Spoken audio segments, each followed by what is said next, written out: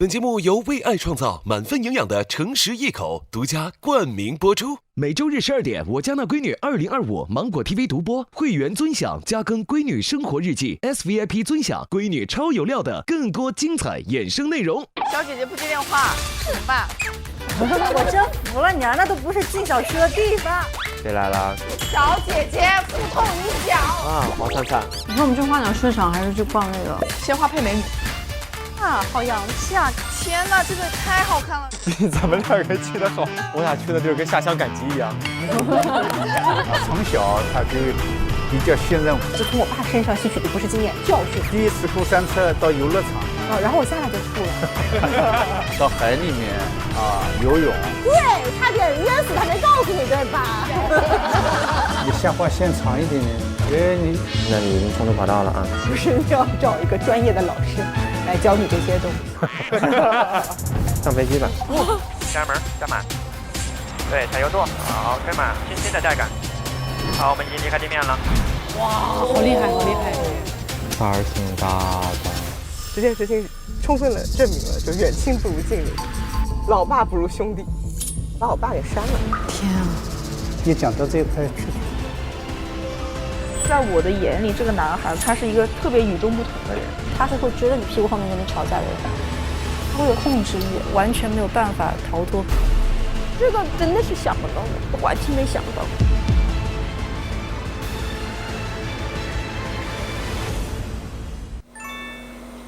上海。哦，上海雨桐吧，9点半，看到一个正常的起床点。能看到这样的作息，我们真的很开心。哎，对，放松了很多。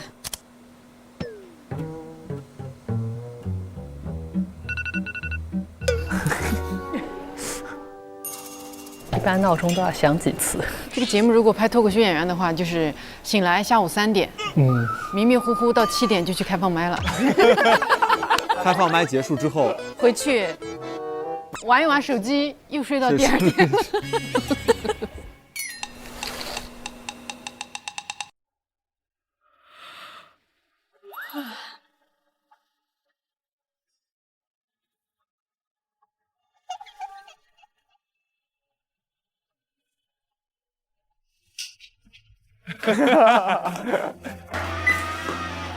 他有时候也熬夜。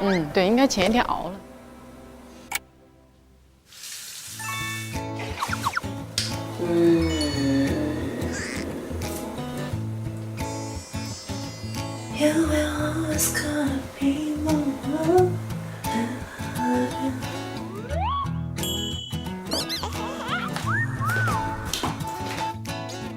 这才是正常的早餐，煮一下得了。啊，到了，我没看手机，完了，给我打电话。这身衣服我都见过啊！你看多少 OOTD 啊！小姐姐不接电话，怎么办？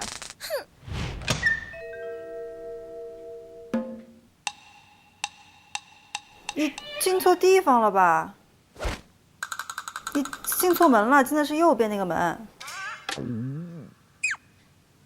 我真服了你啊，那都不是进小区的地方。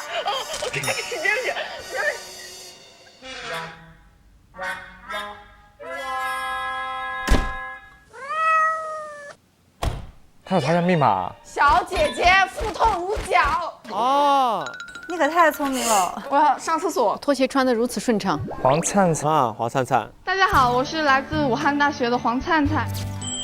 他真的是我从成年开始一直认识到现在的，是陪伴我非常非常长时间的一个朋友。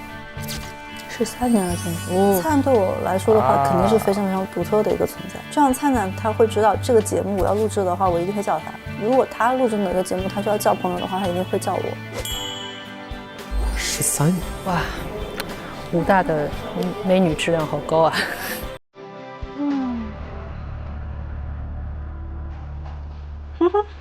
好乖呀，乖乖，太久没见妈妈了，想妈妈了是不是？那我给你开个零食，你自己玩一会儿，然后我先吃早饭，好不，乖乖？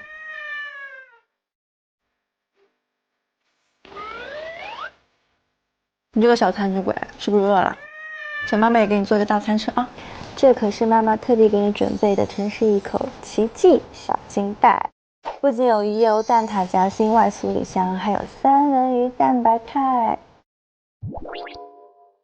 今天也要好好吃饭哦，乖乖再也不用单独的去吃鱼油喽，慢点吃哦。乖乖现在真乖，不仅不挑食了，而且毛毛看起来也亮亮的呀，摸起来超顺滑的呢。真羡慕你吃这么好，还不用保持身材哦，只要负责努力就好啦。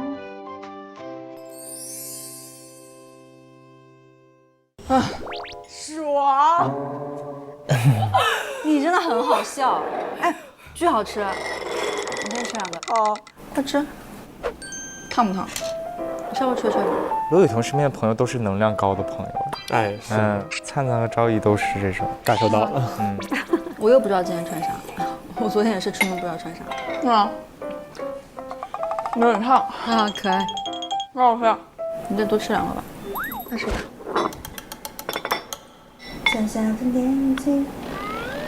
我喜欢它的头巾，我看哈，上面有些小腊肠狗，好好看。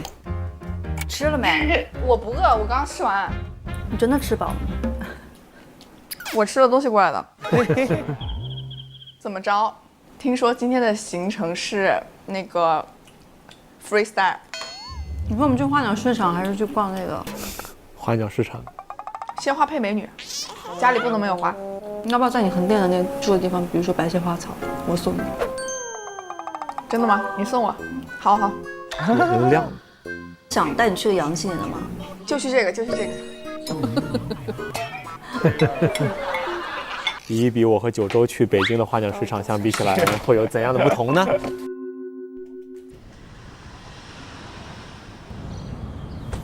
到了。啊，这叫花鸟市场？不愧是上海。啊，好洋气啊！好好看哦。哦，是，比咱们2个去的好。那这不是一个意思吧？这样。我俩去的地儿跟下乡赶集一样。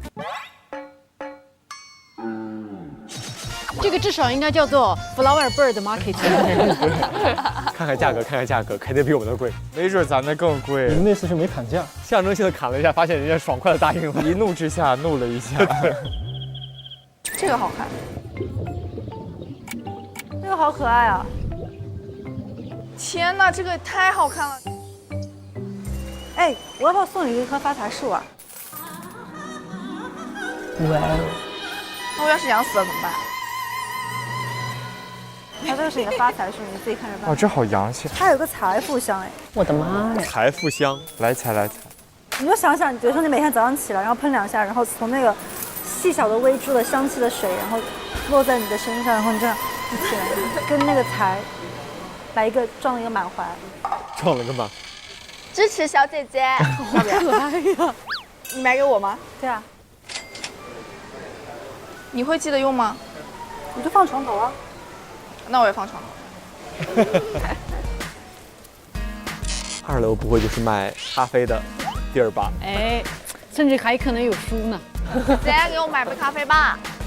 来了来了，你要喝啥？谢谢姐。这好好呀，我想逛这儿。你们要看一下非洲景吗？哎，主理人来了。主理人叫老板是吧？你是老板吗？在上海那都是主理人。你们要看一下非洲景吗？这是什么？这是非洲景，这个是很好养的，它是在比较阴的环境也能养，就是说耐阴的。哎，这小盆栽真不错，好漂亮哦！好漂亮啊！我好好奇价格。然后上面也有一个，这个是迷你岩头。哦，他好懂啊。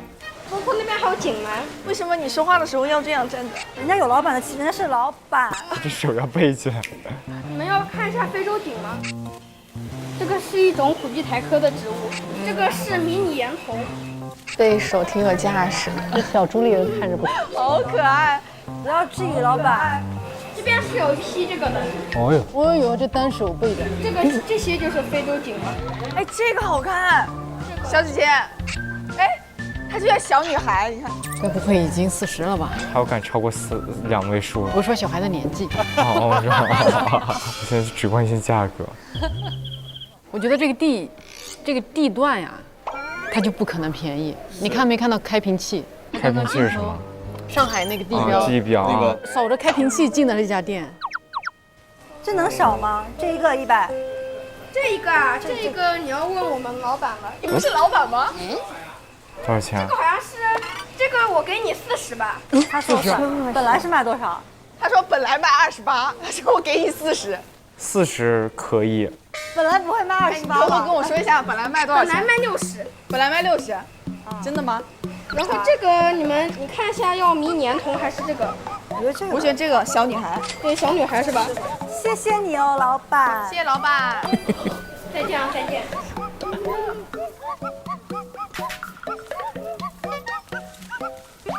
哦，妈呀！哇，还有萌宠区，这是小宠。哇，还是异宠哎。都是异宠。啊，它的尾巴会断哦，然后会再长吗？手工。狐獴可爱啊，好可爱呀！吓死了。你不喜欢？哦，冷血的。他也不喜欢。哦。这个莹莹说我像什么吗？她说我像手工。有一点。真假？真的，真的长得有点像你脸。像的吗？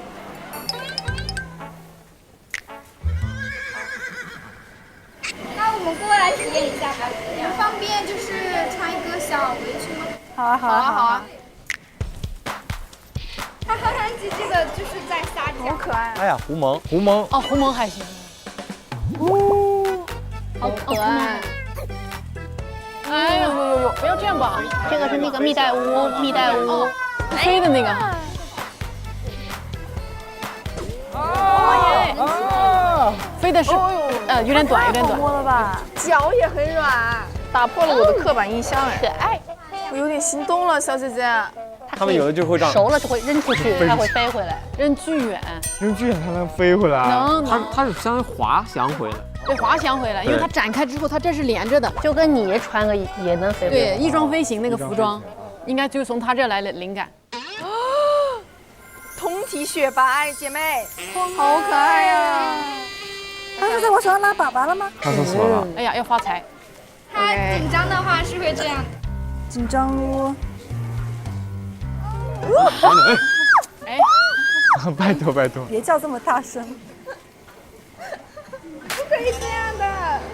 它是公的母的。啊，它是母的。OK， 好的。你有点不对劲啊。你有点不对劲。吓死我了。这一只是我们的胖胖土拨鼠。就是哪吒，跟那个哪吒里面长得一模一样。哦，是吗？好可爱呀！对，但这是养殖的土拨鼠啊，大家如果在野外看到土拨鼠的时候，不要和它们近距离的互动，它们会咬人是吗？就是身上寄生虫什么的。对，很危险。太可爱了，打破了我的刻板印象哎。为啥？因为我觉得这里面好多宠物可爱的程度不输于小猫小狗。哦，这只看起来也不是很友善。你竟然会觉得小猫小狗比较可爱？对，生个小宝宝也就不过如此。啊，生个小宝宝会比这个他要烦人多了。但如果说你生了一个小孩，像刚刚那个小老板一样，也挺好的。走，帮我们。好，谢谢你，他们都好可爱哦。心动着，心动着。主要是他需要每天有人陪。呀，粘人的小宠物。走，帮我们。但他们回去家里的猫一闻就知道他们出去撸过别的的。是的，是的。这个我觉得 OK 的呀。可以啊。谢谢谢。今天全场2姐买单啊！你搬来上海我特别开心，因为以后我就想常住上海。是吗？对啊。但我觉得上海住的比北京舒服。对啊，这绝对。我就是怕在上海住我没朋友，所以你搬来我就很高兴。小姐姐。掉地上了。哦，小姐姐，小姐姐。哦，那个也是发财树的一种。谢谢姐姐。破费了，开心。哦，他给他准备了惊喜。好暖，忍不了了，我好想马上发微博炫耀。你知道我现在的表情就像那个，就是女孩看了都感动的哭了。好用心，没有人会这么有心吧？我再也不群发短视频平台了，我只发给你一个人。续火花，续火花。你看雨桐，他对于身边的朋友而言，其实就像刚刚对灿灿一样，他对我们也都非常好。很仗义。该不会以后每个嘉宾来你都会给他一个惊喜吧？对，攀比上了。我会看着节目检查的。大家能玩的肯定都是我好朋友，但是每个人对我的意义来说肯定是不一样的。幸好在吃东西，不然都没有那么多时间思考该说什么。很充裕。我谈恋爱的时候不是这样，就是这样。不过如果说真的，如果谈恋爱的时候，比如说给些惊喜或者什么的，对方没有反应的话，我会很失落。我比如说我工作很忙，然后我会瞒着人家，然后偷偷的出现在他的面前。那不乐疯了？对，但是真的有谈到过那种比较冷淡的。没有给你反应的人是他没有情绪反馈，或有可能是种惊吓，突然出现。回家喽，满载而归。哇哦，买这么多！小心要被炸，好吓人！你是不是觉得像触手一样特别恐怖？让我想起软体动物。对对对，是有点特别半夜看。想起来了，我不该就这么来的，我要把我行李箱带过来。我感觉你会赠予我很多东西。这个放你房间是吧？真的对，放房间。乖乖。我看到我们家狗一样的。哎呦，乖乖太冷静了，你闻闻吧，快闻闻吧。我去你房间随便拿个 T 恤穿。去呗。让我来。哎，天数。拿我们的晚饭。叫哪一家外卖？耶！叫他来 surprise 我。我先尝一下。泡菜汤。人家终于放弃做饭了，真好，不给屏幕前的朋友们压力。是。吃外卖才是我们正常的生活。对。很一般。这虾可以。虾可以，生蚝可以，就差的就是蟹是吧？它这个造型一换，感觉换人。其实说起好吃的，我觉得还是中国的湘菜、湖北菜真的很好吃。哎，你是什么时候决定当艺考生的呀？因为你成绩好像一直都不错呀。为什么我会变成一个艺考生？我本来是跟这个完全没有关系，从小也没有学过艺术，是因为就是 fall in love， 就是真的？对，一见钟情的故事。放学的时候就看到有一个路过的男生，然后我就跟着那个男生上了那个2楼。天哪！直接跟上2楼。那是一家艺考培训机构，然后我就跟我妈说我要做艺术生。真是个恋爱脑，我真服了你。黄灿灿是恋爱脑，真恋爱脑。对。第2次去听的时候，就发现就是下课以后有女生敲门给他送饭啊，这是恋爱脑。然后我就说，老师，我说这是你女朋友吗？然后那个男生说，哦，不是啦，她是我未婚妻。未婚妻。我当时我就很生气，我说你有病啊，你这么早结婚。荒谬。但这个时候我的身份就已经变成了艺术生，无法撤回。这个时候我就发现那个我们武大在招那个表演，我就去报了这个表演专业，结果就这样考上了。我就学艺术也是被我们学校老师逮过去了。怎么说？我的表演老师是奔着我要去读湖大的，就湖南大学。我初试的时候被刷了，真的是因为武大就是比较晚，我都已经回去读书了。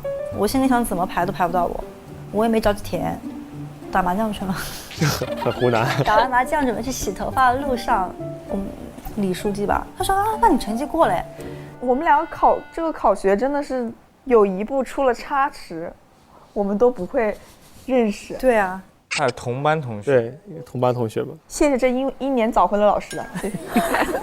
你想一个班里面能出所谓2个武大校花，也是蛮难得的。哇！反正我是觉得我担不起，所以我负担很大。就我上一个节目，大家说你是武大校花或者怎么样的，真的特别不好意思。就是那几年出去的时候，就人家一提到这个，我都是就不想承认的那种，我也是很犯怵。所以我是很排斥的。我那个时候上微博不是很多热搜，主要那个时候你上热搜上的太多了。那你啥都能上热搜，你发个微博也能上热搜，你参加个活动啊，有个妆造一出来也会上热搜。我真的是，我们当时的对象也是同班同学，好像是。哦，对，我跟你真的是，我们2个是一个班，然后我们的男朋友是一个班。这个是我第一次谈恋爱嘛，就在我的眼里，他是一个特别与众不同的人。他不适合上班，上班会束缚住他自由的灵魂。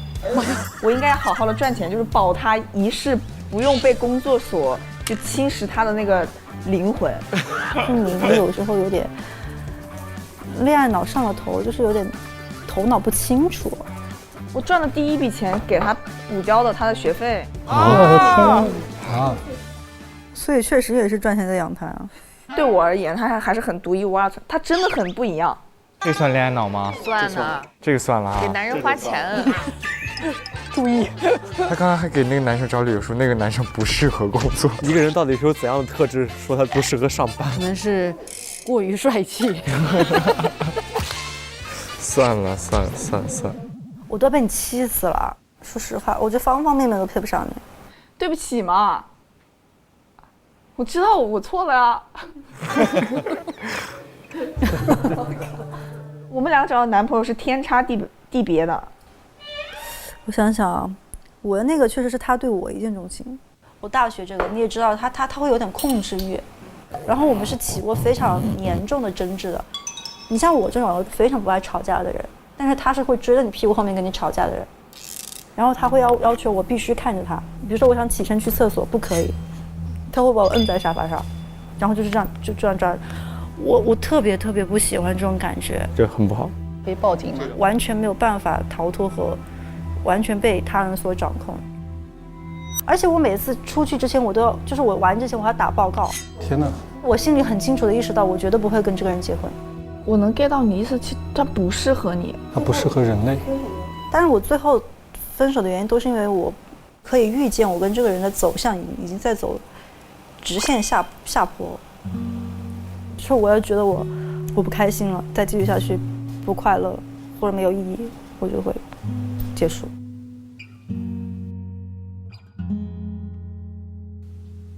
说实话，我们听到都会觉得很过分。对，你不知道她大学那个男朋友的事儿吗？知道一点点，但是不会细节上。你见过照片？表面上看这个男孩子好像也还可以，后面他们发展成那样子，是男孩子那么暴力的话，我是不知道的。不知道。因为我也是一个爸爸，我也有女儿，然后我也想象这件事情，比如说再过一些年，可能他会有这个谈恋爱的这种经验，但是我觉得 OK， 我不会为这件事情担心。就是我觉得有一条就是底线嘛，就是安全，就是他一定要去知道怎么去保护好自己。就如果他愿意跟我聊，我可能会说我愿意聊，但是我估计目前从趋势来看，他已经不太愿意跟我聊这些了。这么明确的趋势吗？对，很明确，每天回家就把门一关。我以前真的非常单纯的觉得，我只要是表演好就好。我也有那种，比如说试完了戏给别人搭了半天，然后就说差不多可以定你，就最后要用平台的人。你不就是平台的人吗？你不就是平台的吗？换菜的 MVP。我室外没戏，别的平台，妈呀，这没办法。对啊，一点办法没有。觉得那因素太多了。我们能做的就是争取。17年到18年是我人生至暗的时刻嘛，满怀期待的步入演员这个行列，我觉得会开启我的精彩人生，然后现实又给你重一击。拍完那个《路从今夜白》之后，我完全没有任何的收入来源。可能刚入行对这个行业抱有了很高的一个期待，感觉你只要拍上了就会一直有戏拍。那一天正好是《路从今夜白》要上线，然后上线了他就跟我说，待会儿可能会把几个主演拉到一个群里面，他说你就意思一下，就是发个几个200块钱红包啊什么的。我连这个钱我当时都拿不出来，在马路边上崩溃大哭，没有钱，没有工作，没有出路，我甚至都找不到任何的解决办法，边走边哭。天啊！边走边在那个大街上，因为我是一个很少会失态的人。我觉得过了那个至暗时刻之后，其实有慢慢的变好一点。虽然后面我也有没有戏拍的时候，就很长一段时间没有拍戏。你刚刚讲那个例子，我有一个类似的。我最惨的卡里面有1700，然后我拍一个戏，今天是你男主请客，第2天是女主请客，第3天是男二请客，然后到这一天，大家说该你请客了。我说我没钱，然后那个导演说，他说你不想请就不请，就是说你没钱真的很没意思。我当时我就没有说什么，我打电话给我朋友说给我转3000块钱，就是说没钱没人信，就这样。因为在大家的眼里，他们也不知道你背后会发生什么事情。其实有时候我也会蛮心疼你的，因为我知道你挺不容易的。你要想那么年轻的一个年纪，说背了几百万的债，我觉得真的很难啊。公司合约他负债，我也帮不了什么，就觉得很无力。但灿灿是那种很能量很满的人，他其实不太就是正常。你看他聊天里面啊，我感觉他就很爽朗。他就再难他都开心，就是这种。你的很多社交媒体的状态，都是一个非常非常活泼的女孩，但是其实苦的和你的困惑和你的困境，大家是不知道的。在很艰难的坚持这个事情。我觉得就是现阶段就是尽量做好自己的本职工作，然后如果有机会能够排上戏的话，就把握好这个机会，好好的看戏。我只是单纯的想做一件自己喜欢的事情。可以的，你千万别放弃。我还是那句话，我跟你说了 N 遍了，你不要放弃。我是最不希望你放弃的人。我也相信你会越来越好。互相鼓劲儿。实在不行就咱谁起来了就拉谁一把。送你一个手机壳。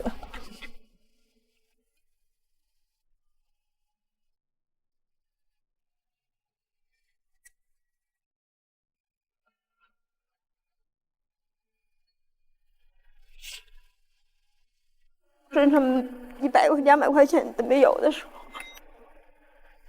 其实那时候有一次，他问我妈妈你有多少钱？我说你不能是问我有多少，你需要多少钱？就讲了以后，后来我就给他，他就后来就发一个短信过来，妈妈对不起，就发个哭脸，对不起，我都这么大了还问你要钱，对不起，我心里才有那个，我这个就是很正常的，因为你现在是这样子。你刚刚进入到这个行，刚步入职场。就和妈妈有次没用，妈妈接着又给你，而且也不会你不要因我负担。他有时候他那个董事会让你真的很心痛，真的很心痛。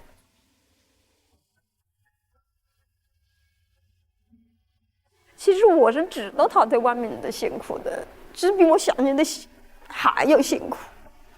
这是我可以想象得到他在外面有多难，但是却没想到他身上领200块钱的。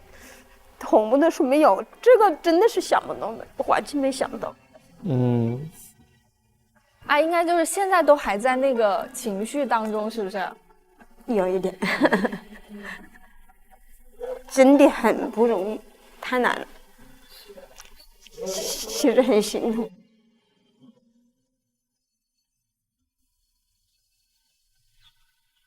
走吧，带你去个好地方。哇，他们还能出吗？能量满满。我说实话，这个好像真的很浪漫啊！我没去过，期待一下吧。没有那个更高的。哇，夜景好美啊！好有情调啊！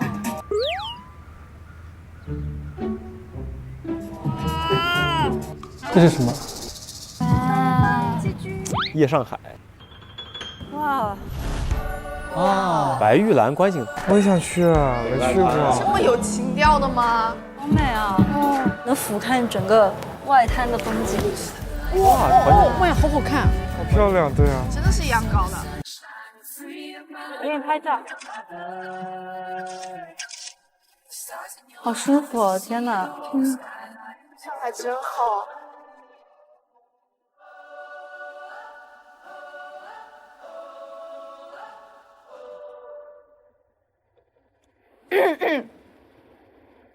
美女，一个人吗？这里还有一个。这个笑声。2个人。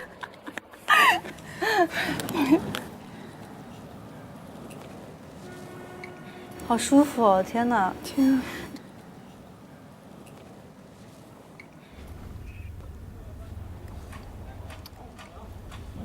很舒服。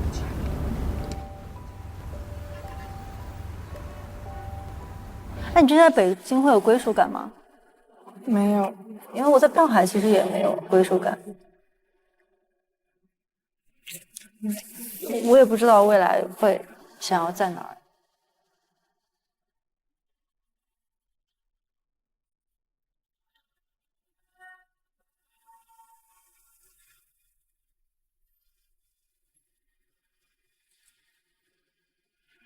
你说我们什么时候才能在这儿有一个自己的家呀？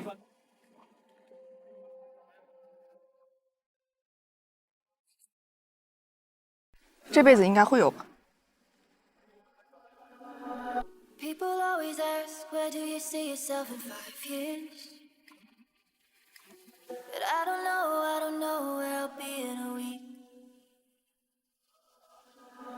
Maybe moving to the city out of reach or staying right here. But I don't know, we'll just have to see. 我们应该在这跳起舞，我跟你讲。对。舞娘，哎，我搜一个你。神经病啊！来一个。哇！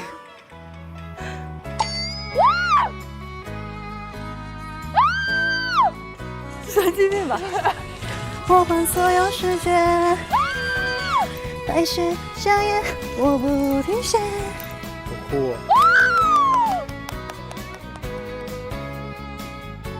干嘛？斗舞！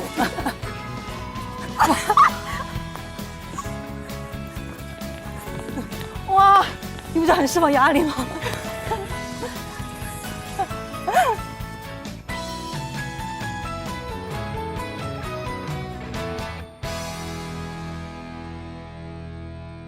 我那么原厂的那个，真的很像那流星雨，我慕容云海对着我慕容云海对着天，对着地，对着花，对着热气球说：“祝你有钱又开心。”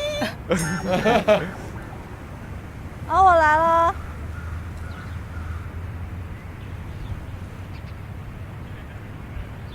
我希望你的理想都能实现，希望你的坚持能被更多的人看到，希望你能够一直做一个简单快乐的小女孩。可以。好，神经病一样，有点想哭啊。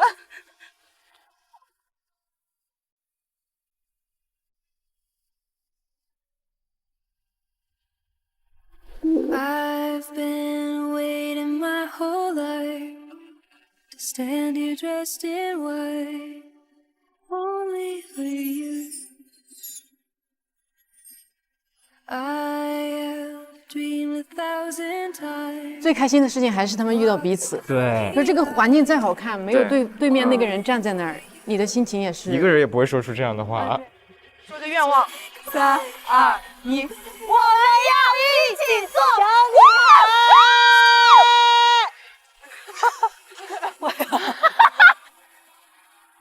我定个纪念日，明天这个时候再来。可以啊。明天记住，明天7月13号，我现在马上发微博，我们再来这。可以啊，拉钩。哇！约定我们明天7月13号还要来这里。没问题。相约在这个看台，很浪漫哦。真好，真好。发出去的话就一定要兑现啊！当然 ，Of course。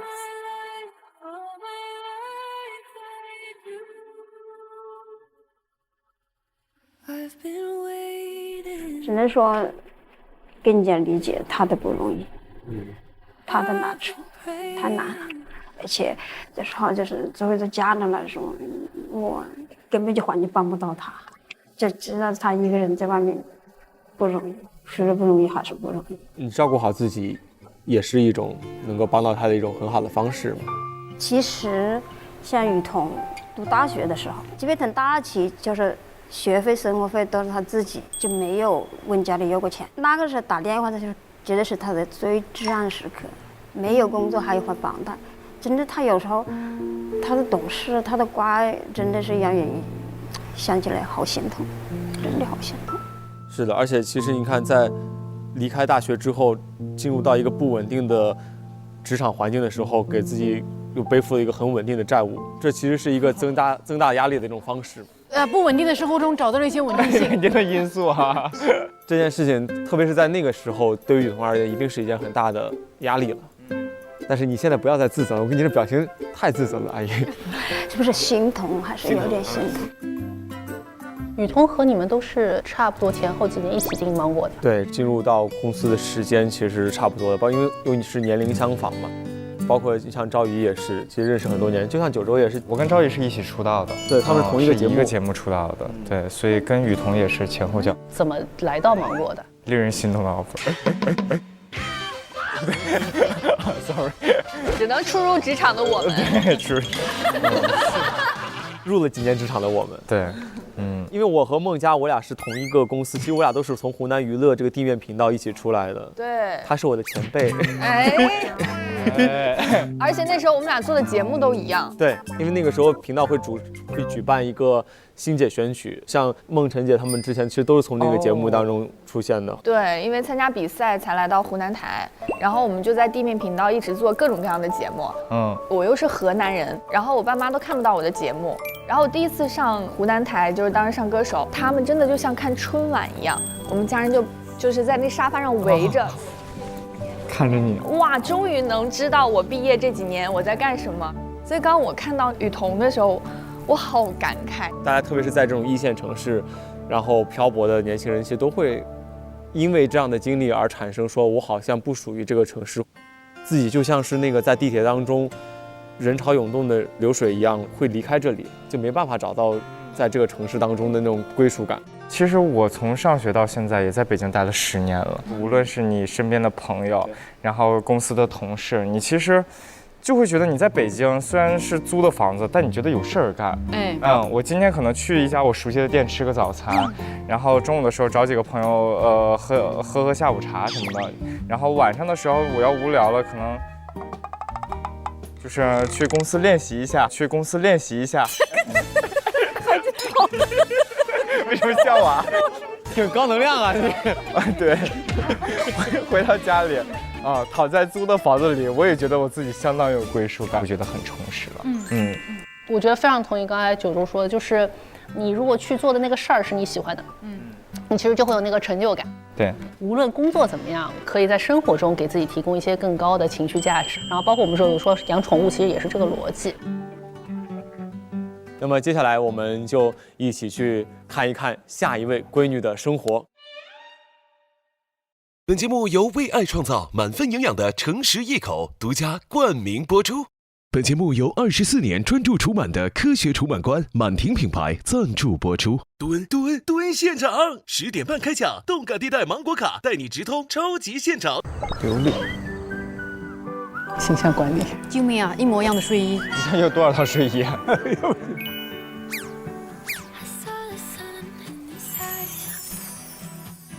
你看，这也是一个优秀职场人的素养。5分钟全妆了，就穿一个牛仔裤了，已经 OOTD 了。搭件白衬衫，小狗的。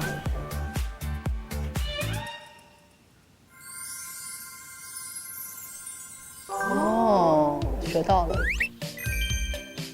律师是有一个标准的、很好的一个 OOTD 的要求的吧？对，职业化的。好想知道他见朋友什么样。就这样啊，这是他现在见朋友了，感觉像是。好，我们要出门啦。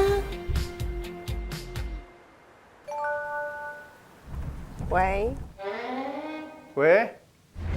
见家人。哎，我出发了哈。哦，是啊。是你是吧？你们怎么有时候啦？那我们马上出发。到机场之后，你先熟悉一下环境啊，然后给我 report 一下，谢谢，拜拜。好的。非常好笑的事情。有一天我妈跟我说，你爸让你看一下《飓风营救》。看完之后呢，我妈就跟我说，我爸为什么要让我看《飓风营救》？第一个呢，说让我以后自己出国玩的时候注意一下。然后第二个呢，就是万一出了事儿呢，一定要给老爸打电话。老爸怎么样就能救你。对。然后我就把我的紧急联系人设成了我爸。这个手机有个特点，就是你连续按那个开关键5次，它会给你的紧急联系人发你的定位。哦。然后有一次呢，手机在裤子口袋里误触了那个开关键5次，搞笑的事情出现了。我的其他紧急联系人都有行动，只有我爸到第2天早上问我什么事情呀？我收到了一个求助短信。我跟我妈吐槽了很久，想法是好的，人确实是有心的，但莫有行动。充分证明了就远亲不如近邻，老爸不如兄弟，把我爸给删了。这是一个不紧急联系人。其实今天是要去开飞机的。哇，想去尝试开飞机。最深层次的原因还是爸爸的职业给了我很大影响。我爸是航空兵，好帅啊！虽然他不是飞行员，但是从小我都还是很崇拜他的。好漂亮啊！小时候每次去部队探亲，总能看到飞机在头顶划过，而且有爸爸陪着我，我还是很有安全感的。他的这些运动，第一次都是我带着他，第一次过山车到游乐场，然后我下来就吐了。继续到海里面游泳，对，差点淹死他没告诉你对吧？从小他就比较信任我，就从我爸身上吸取的教训，不是经验，教训，就是要找一个专业的老师来教你这些东西。哎，我已经到了啊，那你出来吧。哎呀，这儿，你看到那个了吗？密云机场，你家里面小时候全是这种模型。哇，太酷了！哇！哎，我看到了一个那个呀，1008的那个，那是米格15啊，好厉害！早期的是吗？早期的。哇，这个应该有介绍吧？真的就是米格15。叔叔如数家珍。这是挂的弹吗？这是副油箱啊。一开始飞行的时候，他用副油箱的油。到了空战的时候，或者是要训练做动作的时候，就把副油箱投掉、抛掉。因为有它以后你机动性很差，就影响机动性。飞机就像你背了一个背包一样的，真正要打仗、要跑步的时候要扔掉了，不管有油没有都要抛掉。太专业了。这个飞机在朝鲜战场上立过功的。太酷了！我们国家第1代喷气式飞机叫歼5，就是我们仿造俄罗斯的。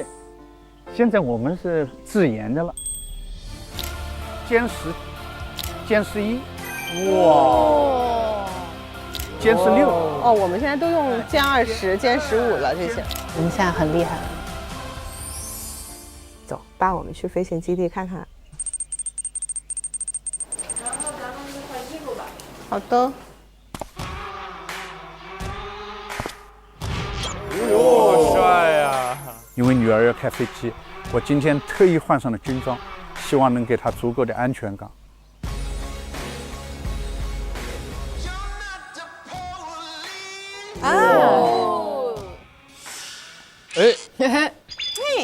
帅！我上学，我爸每年探亲假回来的时候，我爸去学校接我，他都穿军装去接我，那时候可骄傲了。这个真那老帅了。开门我就往外冲，然后往我爸身上一扑。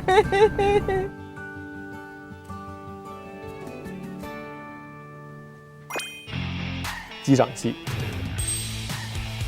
没忘吧？大臂带小臂。你看他敬礼动作是比较标准的。是的，他敬礼，他在部队学的，他想学我就教他，因为叠被子，方块被。到清华军训的时候，那个教官一眼就看到，呀，你这个就不一样，你这被子叠得很好，敬礼动作很标准，很明显他就受过训练，一看就是军人世家出身。家里对。我们有教员老师吗？好，这是我们的模拟机啊。同时也是开过飞机模拟器的男人哦，太酷了。我们先了解一下飞机怎么操作，这是飞机的操纵杆。它这是单杆操作的。你手放在这上面，然后这样握着，对，这样握着。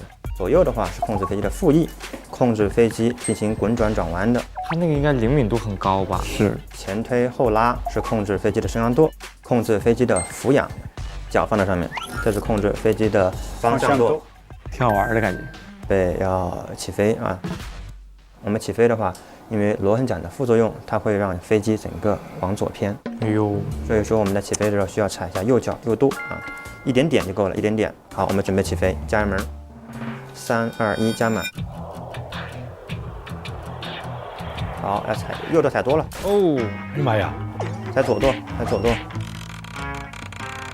好，师傅，它那舵是不是灵敏度很高？它比实际上的飞机的灵敏度更高。更高这个啊。我还是会偏。所以它就总偏嘛。哎呀，我也不知道我现在朝哪个方向。飞到哪儿了？哎，中国尊。它这里有地标要看，不好调整。你下划线长一点，慢慢的缓缓。专业专业。哎，你现在已经冲出跑道了啊。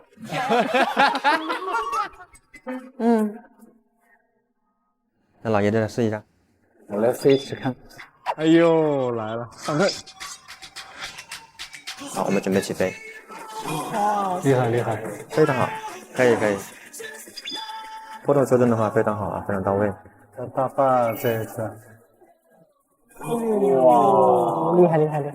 好，非常好，真的好厉害。太老爷子还是果然是这个空军机场基本操作。你再来一次，你再来一次。我爸不放心。加油门，油门推到底，对，推到底。右手油门收到中间，收到中间，对，油门继续收，继续收。第二次比第一次要好得多。好，现在慢慢的踩，要松，两脚同时点踩刹车啊，然后要踩一点左舵，现在可以收光，收再接着收。上飞机吧。哇，直接就可以上飞机了。直接可以上飞机吗？这边的话就是安检厅啊。帅。然后我们待会儿驾驶的是这架飞机。哦，蛮漂亮。直接真开飞机啊！这是真飞机。妈呀，它应该旁边有一个驾驶，就像那个教练一样。那也不敢吧？每次飞行之前，我们要对飞机做一个基本的一个检查。然后我们第一项的话是整个罩。好，有没有裂纹？发动机的进气道有没有堵塞？机舱盖关好的、关紧的。飞机的升降舵连接正常，水平稳定。对，活动自如。我们检查结束了。太专业了。现在的话，我们跟机务人员一起把飞机推出去吧。哦，自己开。天哪！啊，又来了。胆儿挺大的。右脚踩这个，左脚踩这儿是吧？对。只是一个人上吗？有个教练。哦，两个人。对，一个人我觉得有点悬呐。就是跟那个驾校司机一样。对对对。双套操作。别紧张啊。我不紧张。我以为他要紧张，结果我比他紧张。啊，两边收紧。叔叔担心了。没事儿。直接拉下去。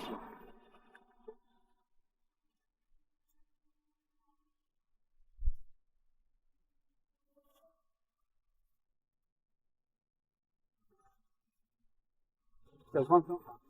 我知道。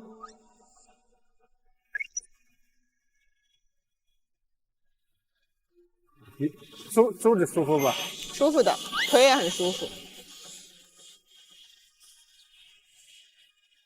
好，待会儿的话准备启动的时候，然后你们得往这边啊。马上就要让开了啊！对，马上就要让开啊。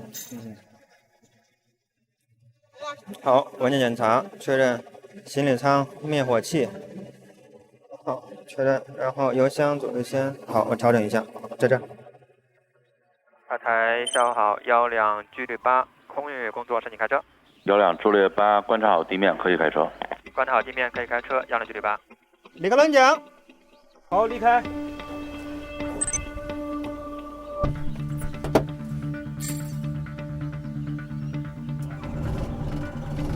发动机仪表好，正常。塔台12距离8准备好，申请滑出。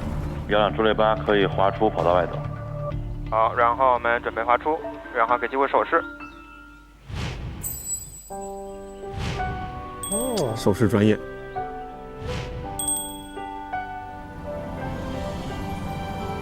挑战。哇！你说一点不紧张，我也是假的。尤其一开始起飞嘛，稍有一点紧张。地面风2次动4米，跑的2动可以起飞，1298。好，双轮车加油门，加满，对，加满，对，踩油舵，好，推满。然后看一眼速度到60了，然后轻轻的带杆，轻轻的带，机头看到往上翘，看到没有？我看这个比看蹦极紧张，最吓人的。好，慢慢的，前轮离地了，好，后轮也离地了，好，我们已经离开地面了。哦，好，稳稳的上去了。哇，太酷了！真的好厉害。哇，这个背影好帅。好，油门不要松啊，保持好，然后油门保持。前面有个烟囱，看到没有？这里烟囱。高速195。对。下降，下降。好淡定啊，刘律。对。这个比模拟机要稍微好一些，它没那么灵敏。对。第一次开飞机还是让我很兴奋的。我意识到这是我和爸爸20多年的从军生涯之间跨越时空的一点点重合交集，我很开心。这是我们刚才起飞的地方，看到没有？看到了。哇，刘律不说话，在旁边像个教官。对，没错没错，是这样。嗨，我知道爸爸在地面看着我，陪着我，我无比安心。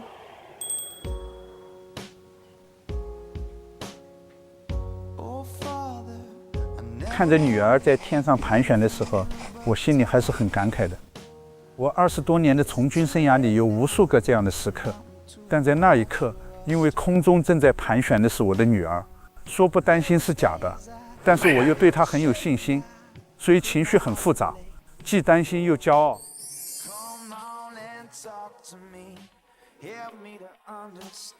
然后我们马上落地啊。可能很多小女孩小时候都有穿妈妈高跟鞋的经历，而我的小时候喜欢套我爸的西装，戴他的大檐帽，可能那就是心底里的仰望，想成为他那样的人。但我的人生并没有沿着他的轨迹，而是走出了一条属于我的路径。这次是我第一次尝试驾驶飞机，虽然驾驶固定翼飞机和指挥战斗机群毫无可比性，但也好像跨越时空和20多年前的爸爸有了交集。爸爸一直说我是他的骄傲，可从我而言，爸爸也一直是我的荣耀。每次提到家庭，提到小时候没有陪伴我长大，我爸还是会有很多遗憾，有种此生与许国，再难许亲的愧疚。但我其实一点都不怨他。虽然在一起的时长不多，但他对我的影响很深，而这种深层次的价值观、思维方式和行为模式的影响，可以跨越物理距离，可以穿梭时间维度，可以陪伴我走一辈子。今天才是更为直观地感受到了叔叔之前的职业，因为上一次的时候感觉您只是简单的提了一下，今天能不能为我们再正式的介绍一下您此前的职业，叔叔？我这个兵种是海军航空兵，实质上是干的空军的活，但是实际上是海军里面的空军，不在岸上了，对吧？是的，都是上了海，出海了，在舰艇上了。虽然见不到面，但是一直能够始终你们有这样的沟通，这也很难得，其实非常难得。这个呢，还是要感谢我家属，也就是感谢我的爱人，他从小一点点大就没见过爸爸是什么样，所以我爱人把我的那个照片放大，放在他摇篮边上，然后一摇，随时就能看到爸爸。这也是这样。后来把那个再大一点那个照片放到那个台板底下去，一讲爸爸在哪里啊？马上手就指到那个玻璃板，就时刻能看到。能看到。你还记得就是第一次他是什么时候认出来说那个纸片上那个人就是他突然活了，他变成爸爸了？对，我觉得很清楚了，就是第一次我跟他见面的时候，他是我看大概2岁多吧。我到火车站接他到站台上，我们那时候接站可以到站台上接人，他妈抱着他下来以后，我就马上上去了。上去我首先是接他，从他怀里把那个小孩接过来。当时他好像很不好意思，有一种陌生感，但是呢，他知道这是爸爸。明显的那个头有点不好意思，好像这个印象我一直是很深。小孩子这么复杂的表情，对，确实是，他又想跟我要喊爸爸，他不好意思喊的那种，声音喊得很轻，所以他的这个表情我是永远忘不了。过去的交通也不方便，他们探个亲的话，你要知道一个女同志带个小孩，光是在路上就要几天几夜，所以后面就写信。部队嘛，就是信在路上走1个礼拜，一来一去半个月，基本上就是通信来沟通，问他的情况啊，讲到他妈就讲，你爸问你怎么的呢？说你这个方面怎么样，那个方面，他讲是不是这样呢？他有一点怀疑，他妈讲呢，你看信吧，他就看不懂啊，就多学习，那我就每一次。他要能在他妈的信后面，他就要写几句啊。到发展到后面，就是说我单独给我爸写信。有时候有跟我说的话，好像不给他妈知道，你知道吧？他最初他不会写，他就用拼音啊，画圈。然后我每一次给他回信的时候，把他那个信要批注一下，批注意哪个地方写的不好，哪个地方写什么字应该写什么，要给他回过去。心疼90年代后期了。那个时候就是通信方便了，打电话以后就不写信了，就每天1个电话，就通半个小时的电话，主要听他讲，让他汇报一天的工作呗。汇报一天的工作，汇报学习情况。只要我在电话里对他予以肯定，他就高兴的就不得了。我能够感受到您内心也很激动，也很受到感触。有什么想对他说的？其实借这个机会。也对着镜头对他说一说吧。我也写了几句。亲爱的世远，光阴荏苒，日月如梭，转眼30年过去了。此时已是2025年7月9日晚上的8点。此刻提笔在我眼前浮现的是1995年上小学2年级的你，伏在老家的书桌上写作业的身影。妈妈边洗衣裳边看着你，而千里之外，爸爸我正站在海岛的礁石上，借着月光读着你用一半文字一半拼音写的信。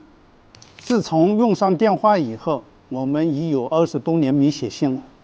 你总说自己是个普通家庭走出来的孩子，但这份普通的背后却是许多人难以想象的沉重，而你打小就能感受到爸妈的不易和艰辛，因此在学习上很少让我们操心。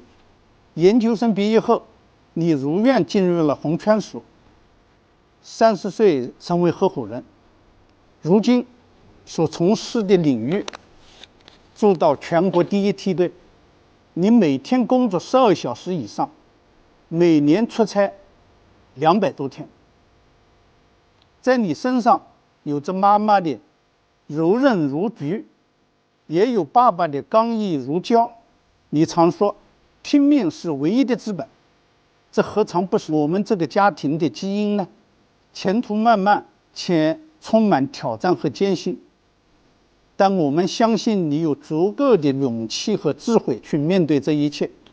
我们不祈求你能拥有更辉煌的成就，只希望你怀着感恩之心，不忘初衷，始终保持乐观积极的心态。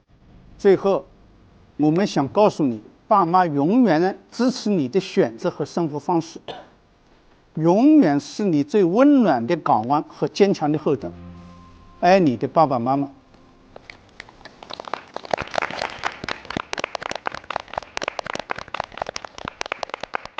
就是这既是一封回信，但同时又像是在您眼中又是梳理了一次看着他长大的时候您自己的那个感受。当然我们也更加看到了说刘律这过程当中他和妈妈一起度过的非常难的岁月，以及父亲作为军人在这当中要做出的那部分牺牲，我们都能够感受到。但好在就是现在我们最常说的一句“轻舟已过万重山”。今天我们通过看到了4位闺女之后，我们都能从她们身上感受到每一位女性都保持着自己身上的勇敢，保持着自己的独立，但是又不乏那份天真和可爱。我们也是用不同的闺女的生活在展示给大家，就是任何事情都不需要有标准答案，无论进入到任何的职业，无论在人生的任何年龄阶段，也不需要给自己设置任何的限制。每个人都有每个人遇到的挑战和难题吧，但是我觉得有一点是一致的，就是每个人我都看他们背后有个很强的支持系统，就是情感上的支持系统，就无论是爸爸妈妈还是朋友，让他们能够有这个心力去做自己想做的事情。真是赞助了一个好节目啊！这是个好节目啊！同时也有一个有眼光的好品牌选择了好节目，真不错啊！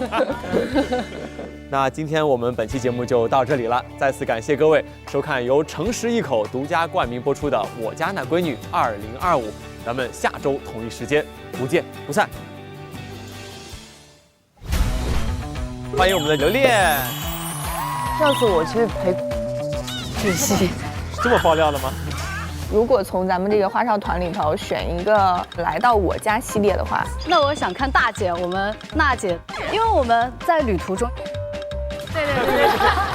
哎，没想到你这么的积极，多好跟你来玩啊！我拿鱼塘养你。又开始了，那才像是劲敌呢，这才是我们熟悉的那个劲敌。对，好期待啊！那等一下就会后悔的。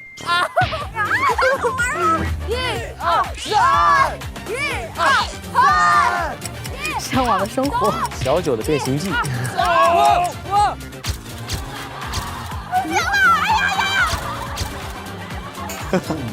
我感觉他现在脑海正在后悔。蒜茄子吃过吗？没有。哎呦我！哇，还有这么多，这个比皮哥都累。到现在那个山头没下去，这不是体验，他真的是干活。小九，来。村里的生活活这么多吗？你们景家狠人。少放在垃圾里又吃不得了，加多少？加了半瓶了，半瓶没了。我说你不要带走我厨房。我跟你2个人的时候，基本上都是我。那是因为我跟你在家的时候，我在你家。那我在你家，那不是你动，那是什么呢？出去了不也是我动吗？还好吧。我一直以为你胆子很大哎，不敢拿。我还挺恋爱脑的，其实。谨言慎行啊！太扯，你要把话讲清楚。属于我们舞台女王的皇冠，给你戴上。天哪！戴好，希望你的人生永远快乐！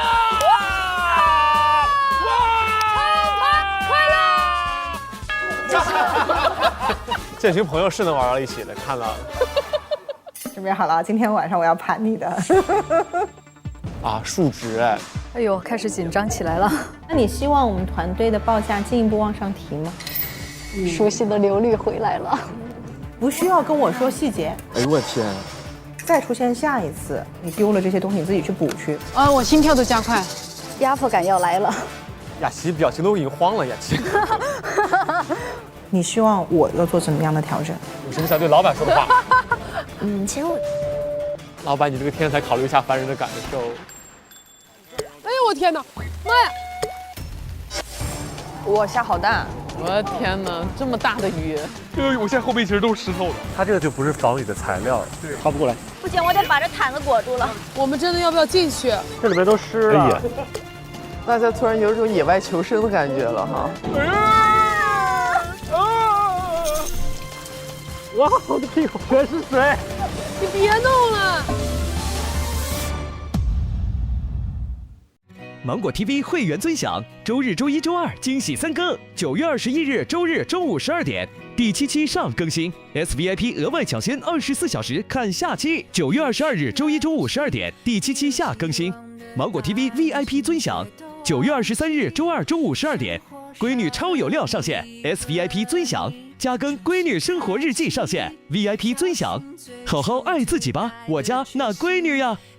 大家看我家那闺女2025的同时，也别忘了升级芒果 TV 会员，加入芒果超品俱乐部，追我家那闺女2025，将你的脑洞创意一键直通制片人，和节目共创内容高光，更有幕后探班、福利彩蛋等你开启。更多专属权益，上芒果 TV 搜超品俱乐部，进入智能电视应用中心，打开芒果 TV 电视端，大屏4K 更清晰。更多精彩内容尽在新浪娱乐微博综艺、新浪综艺。上微博关注节目官方微博“我家那闺女”官微，获取更多嘉宾动态和惊喜互动福利。上微博带话题“我家那闺女”发博讨论，和微博网友、情感专家、大 V 博主共同分享更多闺女成长感悟与家庭关系奥秘。短视频特别合作平台抖音，内容合作平台小红书，短视频合作平台快手，独家中文百科合作平台上百度搜索“我家那闺女2025”，精彩内容尽在百度百科。特别合作前程无忧 YY 直播途家民宿婚礼季闪送。